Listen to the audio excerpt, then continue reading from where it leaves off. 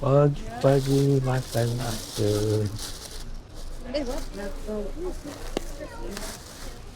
Kuah ni kat sana. Kat panas, senang. Kalau tak tu cepat di situ.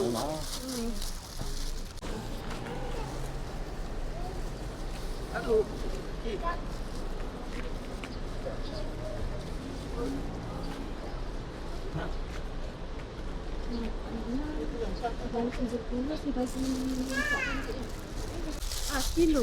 6 orang, 3 orang boleh dah makan.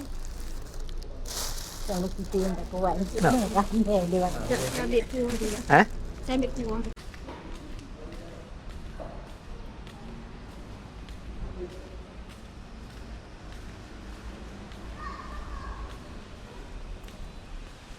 Tak ada yang setengah kilo ke tak ada?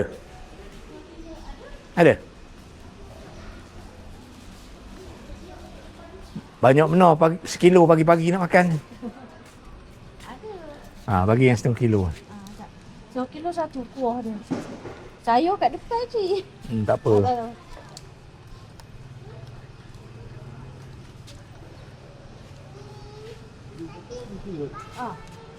Kilo satu semua kilo. Ya.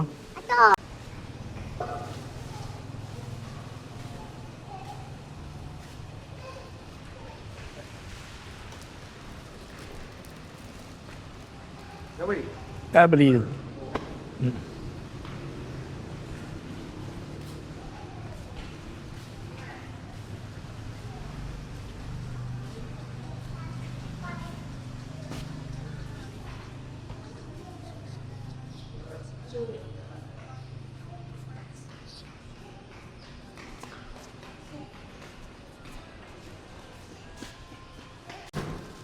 Apa ini setengah kilo? Ha? Sayur ke depan tu. Saya ambil kat depan. Berapa ni? RM11.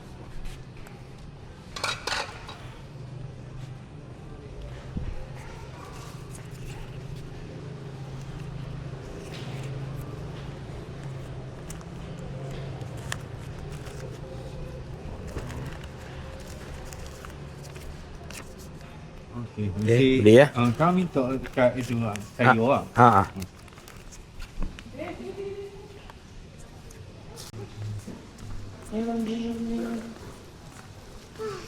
Sayur belum?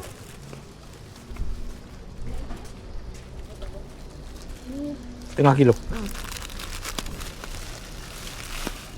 Okey, beli ya. Okey. Oh.